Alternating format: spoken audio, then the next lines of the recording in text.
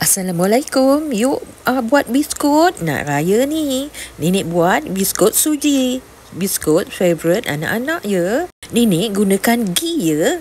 Kalau boleh biarlah ghee tu baru punya ya. Jadi dia pekat macam gitu. Sukat gula gunakan tong ghee tu ya. Tin ghee. Satu ghee, satu tin gula. Okey, satu dengan satu. Dan juga tepung, jangan lupa tepung diacu dengan tong tu juga ya, tin tu. Acu 3 tong dulu ya. Lepas tu ratakan, tepung tu mesti rata ya, 3 cup 3 tong rata.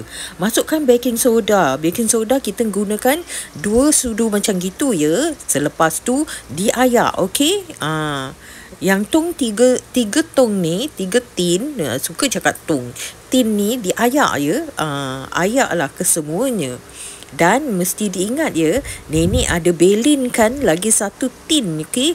Jangan campur. Itu tin belin ya. Kalau sukan yang kita lembut, kita boleh tambah yang ini, tin keempat ni. Okay. Minyak sapi dicampur dengan gula dan diputar-putar-putar sampai kembang ya. Dan jangan lupa setiap 5 minit kautlah keliling bowl tu ya, dan ketengah-ketengahkan dan di mix sekali sampai betul-betul kembang. Jika ia cair, berhentikan dan masukkan dalam freezer ya, dan disambung putar sehingga betul-betul kembang. Okey, biskut ghee ni kena betul-betul kembang. Kalau tidak, dia rasa tak berapa sangat crunchy lah. Okey. Dan setelah kembang, bolehlah masukkan tepung ya. Tepung yang 3 tin tu, okey, yang sudah diayak. Masuklah sedikit-sedikit sehingga habis.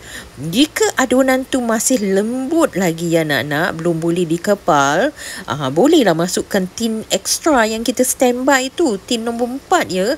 Masukkan sikit-sikit ya, dan digaul sehingga ia boleh dikepal, okey. Ingat, kalau sudah boleh dikepal, ekstra tepung yang ada di dalam tin tu jangan dihabiskan, okey. Biarkan, okey.